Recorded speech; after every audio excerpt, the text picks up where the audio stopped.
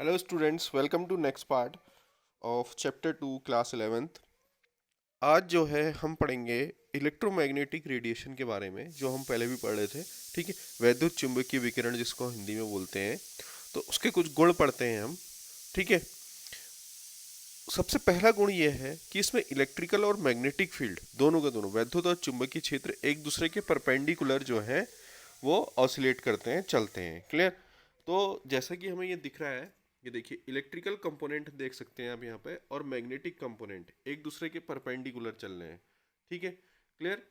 वो अगर Y axis से चल रहा है तो जो मैग्नेटिक फील्ड है उसका वाई एक्सिस कैसा है, ऐसा है क्रॉस में। ठीक है, तो ये क्या है, एक दूसरे के परपेंडिकुलर चलते हैं।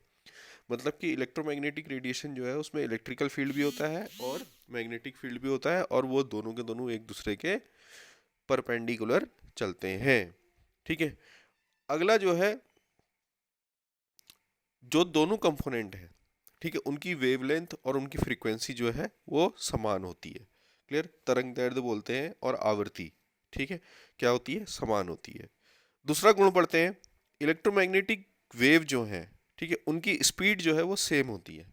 ये जो तरंग है इनकी जो स्पीड है वो सेम होती है।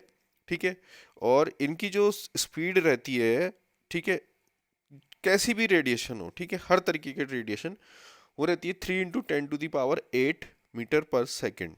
ठीक है, सेकेंड इनवर्स। और यही स्पीड किसकी है, लाइट की स्पीड भी यही होती है। क्लियर। तीसरा पॉइंट जो हमारे पास है, दिस इलेक्ट्रोमैग्नेटिक रेडिएशन जो है ये, ठीक है, इनको कोई मीडियम नहीं चाहिए चलने के लिए। प्रोपगेशन के लिए कोई भी एक जगह से दूसरी जगह पहुंचने के लिए कोई मीडियम, कोई माध्यम नहीं चलता है। ठीक है, जैसे कि लाइट बिना किसी माध्यम के जो है सूरज की रोशनी हम तक पहुंचती है।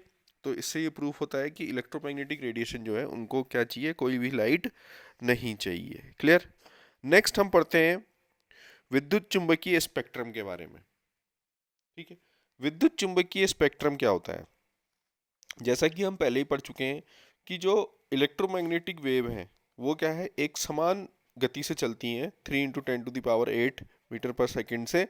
ठीक है, जबकि उनकी जो वेवलेंथ है, ठीक है, फ्रीक्वेंसी है या वेवलेंथ है जो, ठीक है, difference type of radiation differ from one another. अगर हम दो रेडिएशन को देखें, अगर सपोज हम दो रेडिएशन को देखते हैं और उनके बीच में वेवलेंथ और फ्रीक्वेंसी जो है उसमें अंतर आ जाता है। ठीक है, मतलब कि अगर कोई एक वेव है, उसमें तो जो आपका जो कंपोनेंट है इलेक्ट्रिकल और मैग्नेटिक, वो दोनों सेम वेवलेंथ और फ्रीक्वेंसी चलेगा, लेकिन अलग अलग वेव देखें, अलग अलग तरंग देखें, तो उनमें अंतर किससे आएगा, उनकी वेवलेंथ और फ्रीक्वेंसी से आता है। ठीक है, तो अलग अलग वेवलेंथ और फ्रीक्वेंसी अगर अलग अलग होगी तो वो अलग तरीके से बिहेव करेंगे, और इसी रेंज को, अलग तरंग की अलग अलग फ्रीक्वेंसी और वेवलेंथ की जो रेंज है उसको हम बोलते हैं इलेक्ट्रोमैग्नेटिक स्पेक्ट्रम, जिसको आप चित्र में देख रहे हैं। क्लियर। तो इलेक्ट्रोमैग्नेटिक स्पेक्ट्रम क्या हो गया, arrangement of different type of electromagnetic radiation in the order of increasing wavelength या डिक्रीजिंग फ्रीक्वेंसी। क्लियर। तरंग दैर्ध्य के बढ़ते हुए क्रम में अगर हम किसी तरंग को रखें या इलेक्ट्रोमैग्नेटिक वैद्युत चुंबकीय विकिरण को रखें तो वो क्या कहलाता है, इलेक्ट्रोमैग्नेटिक रेडिएशन कहलाता है, सॉरी स्पेक्ट्रम कहलाता है। ठीक है, मतलब कि वैद्युत चुंबकीय स्पेक्ट्रम उसको हम बोलेंगे। क्लियर। तो यहाँ पर को हम बहुत आसानी से देख सकते हैं कि जो वेवलेंथ है, ठीक है, वो करीब 10⁻⁻18 है कॉस्मिक रेस की, जो कि इसमें दिख नहीं रहा है आपको। ठीक है, यहाँ पर को कहाँ से स्टार्ट है, हाँ, ये जो गामा रेज है यहाँ पर को, ठीक है, उस पर आ जाएंगे हम। फिर उसके बाद जो है आपके पास गामा रेज जो है वो 10⁻14 में रहती हैं। ठीक है, कॉस्मिक रेज इससे भी नीचे होती हैं, इस चित्र में नहीं दिखाया गया वो। फिर आता है एक्स रेज। एक्स रेज जो है उसकी वेवलेंथ 10⁻10 होती है। फिर आती हैं यूवी, ठीक है, अल्ट्रा वायलेट जिसको हम बोलते हैं। उसके बाद आता है विजिबल रीजन, ठीक है, जो कि दृश्य क्षेत्र जिसको हम बोलते हैं।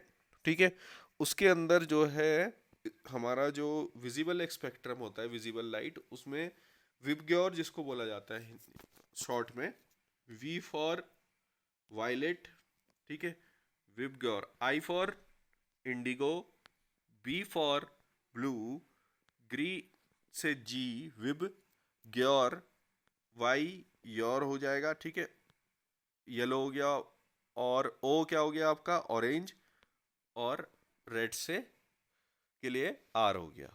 तो विबग्योर, ये जो पूरा रीजन है, ठीक है, ये वाला रीजन जो है हमारा, वो क्या कहलाएगा, विबग्योर कहलाएगा, जिसमें कि वायलेट की जो वेवलेंथ है, तरंग दैर्ध्य है, वो सबसे कम है, ठीक है।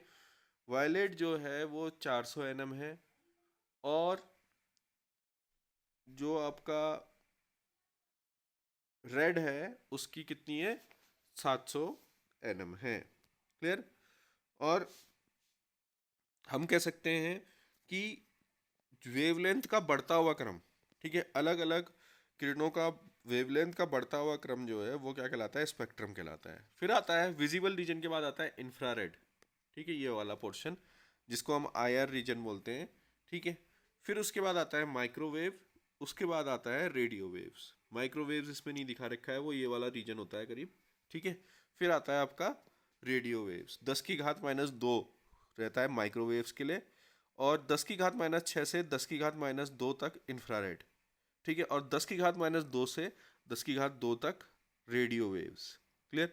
रेडियो वेव सबसे ज़्यादा बड़ी वेव होती हैं, ठीक है, उसकी वेवलेंथ सबसे ज़्यादा होती है, क्लियर। और इसी का उल्टा फ्रीक्वेंसी में हो जाता है, आवृत्ति जो होती है वो तरंग दैर्ध्य की उल्टी होती है, इसलिए इसका उल्टा उसमें हो जाता है, क्लियर। तो ये सीक्वेंस था अलग अलग तरंग का और स्पेक्ट्रम के बारे में आपको बताया गया था। आई होप आपको वीडियो समझ में आया होगा। देखने के लिए धन्यवाद। आज के लिए हम इतना ही पढ़ेंगे।